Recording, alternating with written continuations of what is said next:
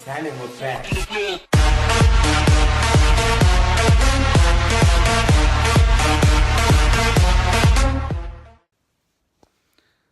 à tous les fadas, on se retrouve aujourd'hui pour une nouvelle vidéo, le débrief du match de Coupe de France où on a de nouveau perdu 3-0. Cette fois-ci, la performance en première mi-temps était correcte, mais bon, la deuxième mi-temps, le PSG a su prouver qu'il était, voilà, une erreur défensive en première période qui nous a pénalisé. Voilà, je suis déçu de nouveau ce soir, mais bon, on peut rien y faire.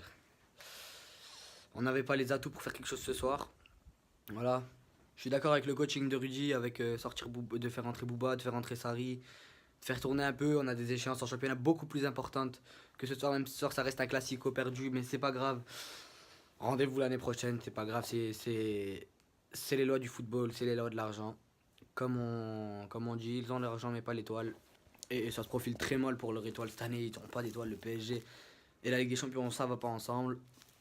Donc voilà, ce soir très déçu mais pas énervé parce qu'il y a eu une belle performance en première période. En deuxième période, on jouait plus, on était résigné complètement.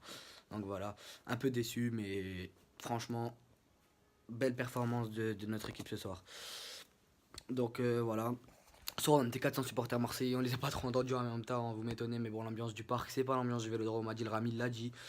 Donc ma satisfaction de la semaine du match, même si je souhaite pas la blessure d'un joueur, mais c'est la blessure de Neymar. Neymar, il va être opéré au Brésil, il reste 8 semaines d'absence, donc je pense que pour le PSG, c'est complètement mort.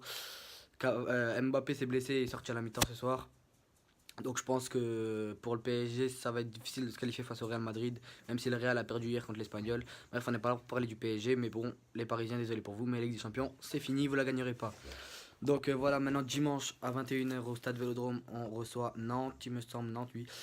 Donc ça va être un match difficile, il va falloir laisser, on va y laisser de l'énergie. Il va falloir faire un gros match, c'est sûr. Mais on va gagner, je pense, assez facilement contre Nantes chez nous. On va essayer de reprendre la place sur Monaco, même si Monaco maintenant a 2 points, Lyon a 5 points. Voilà. Après, jeudi, on a un gros match contre Atletico Bilbao, encore au Vélodrome, en espérant faire un gros match et se qualifier.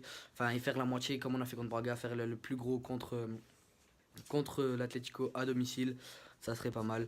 Donc voilà, je vais faire un petit top flop ce soir. Côté Marseillais, pour moi, les tops, ça a été Steve. Steve, il a fait un gros match, a été le meilleur joueur olympien ce soir avec Luis Gustavo et Adil Rami qui n'a pas fait un match dégueulasse.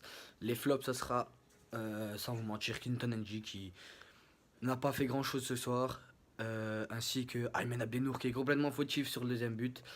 Hein, il se trouve complètement.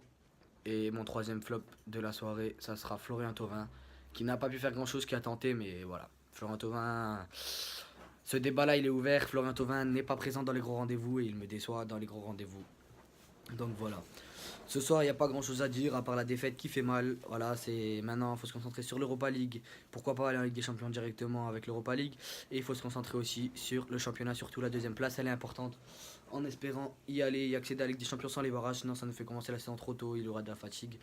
Donc voilà à tous, merci les fadas, abonnez-vous, likez et à dimanche pour le nouveau débrief de l'OM Nantes. Abonnez-vous, bis les fadas.